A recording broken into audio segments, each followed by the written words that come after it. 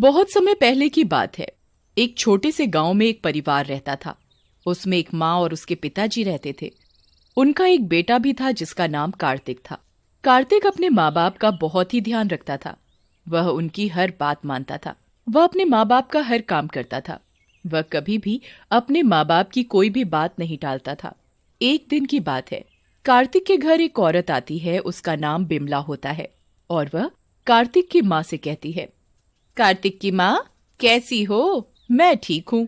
और तुम बताओ, कैसे आना हुआ? आज हमारे घर का रास्ता कैसे भूल गई? सुना है तुम कार्तिक के लिए लड़की देख रहे हो। हाँ बहन, लड़की तो देख ही रहे हैं, पर कोई लड़की पसंद ही नहीं आ रही।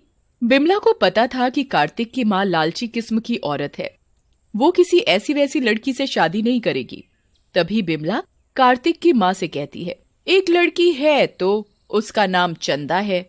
सुंदर भी खूब है, पढ़ी लिखी भी काफी है और माल भी बहुत देंगे। तभी कार्तिक की माँ बिमला से कहती है, तुम ये सब छोड़ो, ये बताओ शादी में लड़की के माँ बाप क्या क्या देंगे? तुम चिंता मत करो, तुम्हें कहने की जरूरत भी नहीं पड़ेगी, वो अपने आप सब कुछ देंगे। ये बताओ पैसा कितना देंगे? अरे, लड़की के माँ बाप बहुत पैसे वाले हैं, वो बहुत सारा पैसा देंगे। तो ठीक है, मैं कार्तिक की शादी चंदा से करने को तैयार हूँ। और अगले हफ्ते कार्तिक की माँ कार्तिक की शादी चंदा से कर देती है और चंदा नई नवेली दुल्हन बनकर अपने ससुराल में आती है। ससुराल में सभी लोग चंदा का खूब अच्छे से स्वागत करते हैं। और अगले दिन लेकिन कार्तिक की माँ का तो ध्यान चंदा के साथ लाए सामान पर था। तभी कार्तिक की माँ चंदा से कहती है, तेरे बाप ने शादी तो ठीक ठाक कर दी, लेकिन शादी में पैसा तो दिया ही नहीं। शादी से पहले आपने तो ऐसा कुछ बोला नहीं था। हमने तेरे माँ बाप से कुछ नहीं मांगा तो इसका मतलब ये नहीं कि वो अपनी बेटी की शादी में कुछ दे ही ना। चंदा अपनी सास की बात सुनकर बहुत रोती है। तभी कार्तिक चंदा से कहता है, अब रोती ही रहोगी या कुछ खाने के लिए भी बनाओगी? कब से हम लोग भूखे बैठे हैं। जी जी अभी लाई। और चंदा रसोई घर में खाना बनाने चली जाती है। तभी उसकी सास चंदा को आवाज लगाती है, अब खाना ही बनाती रहेगी या चाय भी पिलाएगी? चंदा रसोई में से आवाज लगाती है, जी माँ जी, अभी लाई। और चंदा चाय बनाकर ले आती है। जैसे ही चंदा की सास चाय पीती है, छी, इतनी गंदी चाय! तेरी माँ ने तुझे चाय बनाना भी नहीं सिखाया? और वो चाय का कप फेंक देती है। ये देख चंदा रोती हुई वहां से चली जाती है और वो अपने कमरे में जाकर बहुत रोती है। चंदा की सास और उसके पति का बर्ताव चंदा के लिए दिन पर दिन खराब होता जा रहा था, जिसकी वजह से चंदा बहुत दुखी रहने लगी।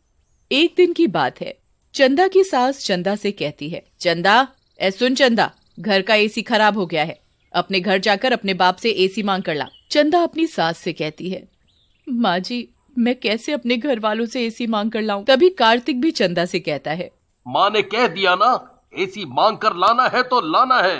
लेकिन मेरे घर वालों ने तो शादी में पहले ही सब कुछ दे दिया था। दिया था तो अब दूसरा एसी चाहिए। कार्तिक और अपनी सास की बात सुनकर चंदा बहुत रोती है और वो अपने घर वालों से जाकर एसी मांग कर लाती है।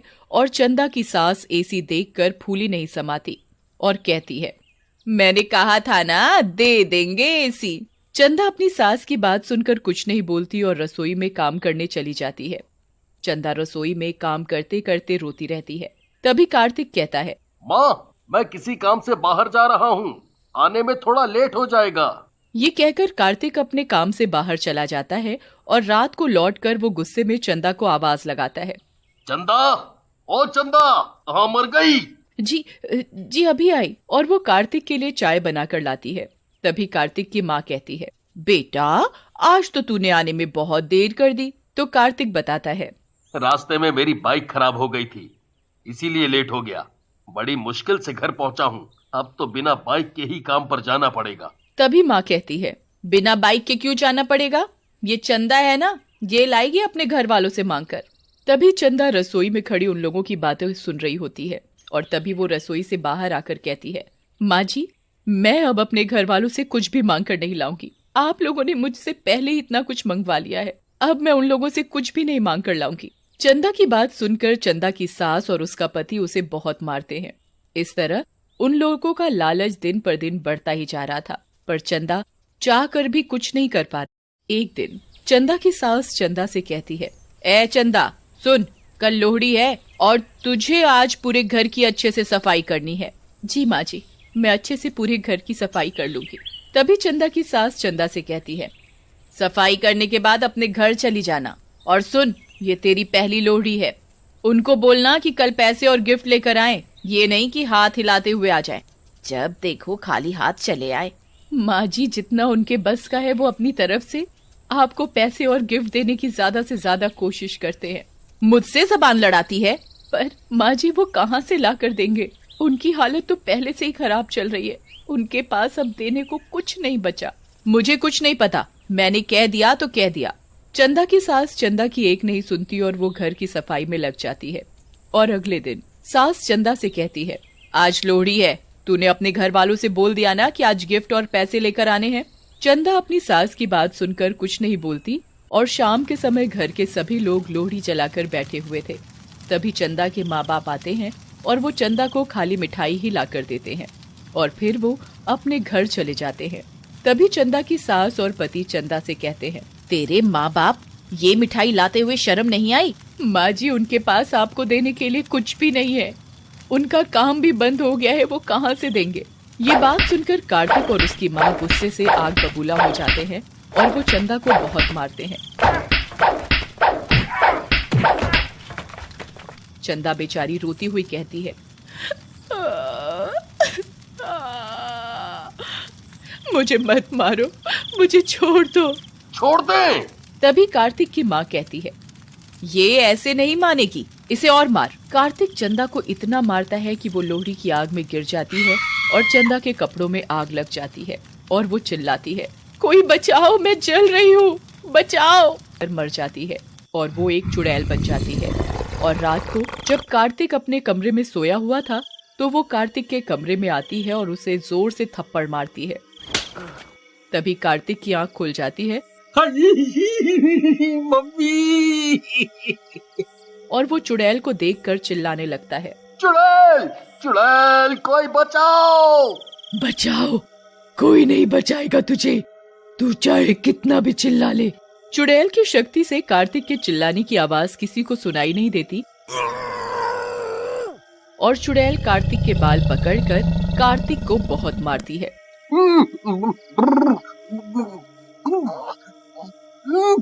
मुझे छोड़ दो, मुझे छोड़ दो। नहीं, कभी नहीं, तू भी मुझे ऐसे ही मारता था ना, मैं भी चिल्लाती रहती थी मुझे मत मारो, पर तुम लोगों को मेरे ऊपर दया नहीं आती थी। अब तुम्हें पता चलेगा दर्द क्या होता है। तभी चुड़ैल कार्तिक के पलंग में आग लगा देती है और वो चीखने लगता है, अब पता चला कैसा लगता है जलते हुए। और कार्तिक के हाथ पैर आग से बुरी तरह जल जाते हैं और वो तड़पता रह जाता है।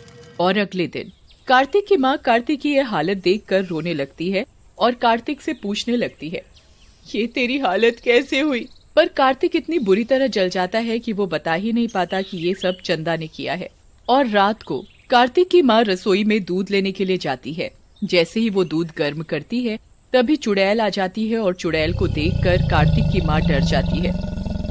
तुम तो मर गई थी ना? हाँ, तुम लोगों ने मुझे मार डाला था, मेरी पहली लोहड़ी थी और तुमने मुझे जलाकर मार डाला।